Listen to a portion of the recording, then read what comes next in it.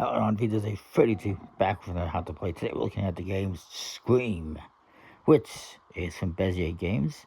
It says Scream Campers vs. Creatures, designed by Ted Alspatz, and it's from the makers of Scram, which I covered before on the channel. It's basically a very similar game, except the one main difference is in Scram, you are working in a partnership with another player. In this game, you're working by yourself.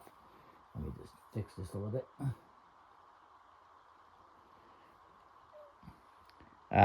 And from Bezier Games.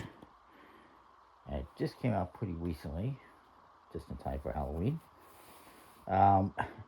It's a similar game where you are in a campground, you're campers. In this case, you are dealing with ghosts, and you're trying to reduce the fright factor of the ghosts so that things aren't so scary. Cards have a value of 1 through 13. Basically, the game is a golf game. If you're not familiar with golf games, it's a game just like an actual game of golf where you're trying to have the lowest score possible.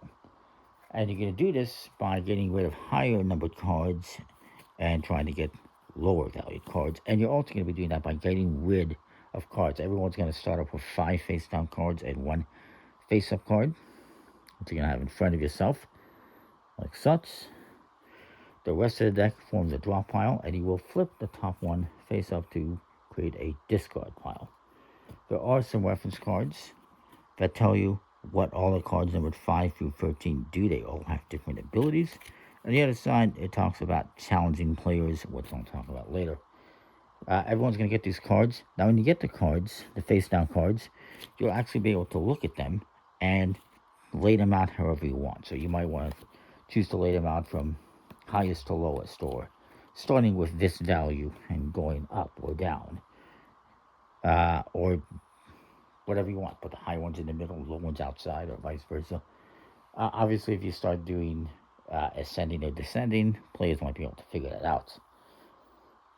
The cards you get, the 1, 2, 3, and 4 have nothing going on with them. The 5 lets you view any one card, just secretly view it. The 6 lets you view any 2 cards. The 7 lets you use the ability of one of your face down cards. However, if you use an ability of a face down card, another player can challenge you and say, I don't think that's the card you have there. And if they're correct, you're going to take a penalty and have to draw an extra card. And if they're incorrect, they will have to take the penalty. The 8 lets you discard 1 card with a lower value than 8. This one lets you discard 1 card that matches any face-up card. So, for instance, I could discard a 13 if I wanted, since this guy is a 13. The 10 lets you discard 2 or more matching cards. The 11 lets you exchange 1 card for any other card. The 12 lets you view 1 card. You may exchange it for any other card. And the 13 lets you give the top deck card to any camper face down. So I can have this. If you're doing less than 5 players, you will remove 1 set of 1 through 13, which is what I've done. Otherwise, you will use the entire deck. On your turn, like most golf games, you're going to have the option to draw the top card, secretly look at it, and then you can either use it to replace one of these cards that you have here face up or face down. If you replace a face down card, you just put it face down. If you replace a face up one, you can also just leave it face down, I believe. Otherwise, you can simply discard the card, or if it has an ability, you can use the ability. So that would be a good one to use. Alternatively, you could also draw the top discard and use it to replace any card here. However, you cannot draw this one and then simply discard it. And you cannot take a discard and use its ability. You can only use the ability if you draw it from here.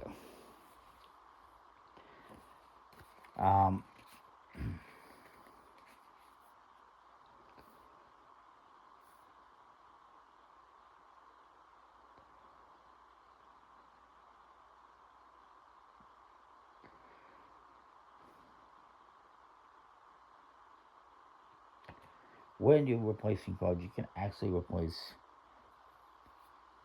multiple cards as long as they are the same value. For instance, I have, I know I have a duplicate here. I have two cards here that are 11s. If I were to take this 5, I can slide these two 11s forward and put the 5 in their place and discard these. Of course, somebody else might challenge me and say, I don't think those are the same value, and the same thing would apply. If they are in fact the same value, the person that challenged me would have to take an extra card as a penalty. And if I lied or made a mistake, and let's say instead of the two 11s I put out an 11 and 9, I would have to take these back, and I would have to take a card as punishment. And obviously I would not keep this one. So, that's kind of how that works. We got two 11s. Do we have two 11s? No, we had a 9, I believe. I had two 9s. That's how you're going to reduce the amount of cards you have from 6 to as the least amount possible. You might even have 0 cards at the start of your turn. At any point in time, if a player has 2 or less cards, they can scream, ah, and bring the game to an end. At that point, everyone else will get one more opportunity, and then everyone will reveal the cards and see who has the lowest score. You're trying to have the lowest score possible. If the person that screamed does in fact have the lowest score, they will get 0 points, and everyone else will get points equal to the value of their cards, the face value of the cards. However, if the person that screamed did not have the lowest or was not tied for the lowest score, then they would get the face value of the cards plus an additional 10 penalty points. So you want to be careful when you scream that you have the lowest score or tied for the lowest score, otherwise you can get penalized. Then you'll reshuffle, redeal. You're going to play 3 rounds, and whoever has the lowest score after 3 rounds wins the game. You're going to need a piece of paper and a pen to keep score.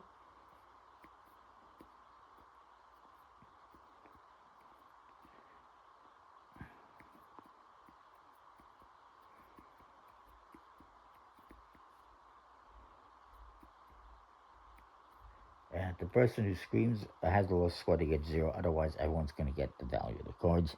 Basically, like I said, you're going to draw a card. In this case, exchange 1 card for any other card. Okay, well, I could use this ability. I could just discard it. Or I could use it to swap any of the cards. I'm going to just discard it. I don't want that one.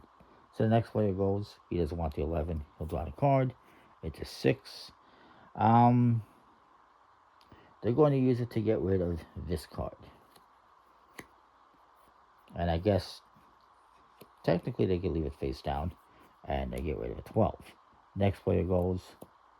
Actually, I need to double check that if you don't mind. Bear with me for 1 second. So it says here.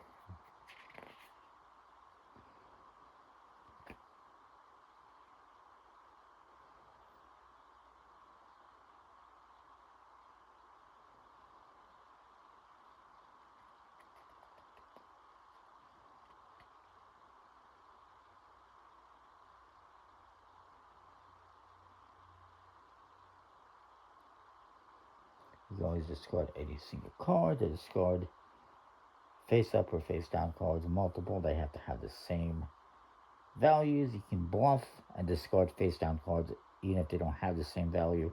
But again, you can get challenged. Face up cards, however, if I have 2 9s face up, I can discard them. But if I had a 9 face up and a 7 face up, I cannot discard them because they're obviously different values. But if this is face down, I could say, okay, these are both 7s and try to bluff. Anyhow, next player is going to go here and draw a card. This guy discarded 12. He's going to use this ability. View 1 card. You can exchange it for any card. So he's going to say, you know what? I want to see what you have here. And this player has a 13. Actually, no, he's going to look at this side. Player has a 5. He says, you know what? Let's get rid of this one. I'll exchange it for this one. because this one's a 13. And now that guy doesn't know what that is. He knew what it was before, now he doesn't. Then he's going to go, he draws a card, it's a 13, give the top, draw that card to any character face down. So he's going to use this ability, and he's going to give this to this player, because screw you, he just took my lowest value card. And then it comes to me, I'll draw a card, it's a 7, use the ability of one of your face down cards. Okay, I could possibly do that. Discard any card that matches a face-up card. View one card. Give any card. I'm gonna use this one for the ability and discard this card that matches this 13, and it does. Now, of course, the player could challenge that if they before seeing it, but it's a 13. It's valid. They could challenge actually and say, I don't think you have that card, that ability, which would be the number 9. And I would say, yes, I do. And they'd have to draw a card. Anyhow, like I said, you keep going around the table doing this. Eventually, somebody's going to be down to 2 cards, hopefully. And maybe other players will be down some cards. And somebody's going to scream. And then everyone's going to reveal the cards. He did not do very well.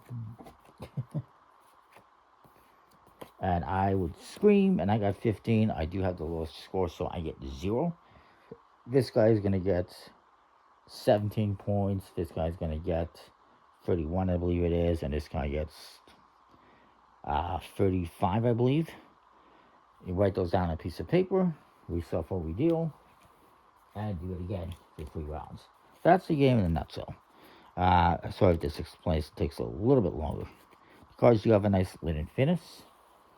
And it's pretty cool. So if you like Scram, or you like golf type games, you'll probably like this one. It's fine for what it is. It's a little bit better than the most traditional golf games where you're just drawing cards and discarding cards, and because of the abilities that these ones have. That kind of makes the game more interesting. So that is... And we'll see you next time more. Thanks for watching.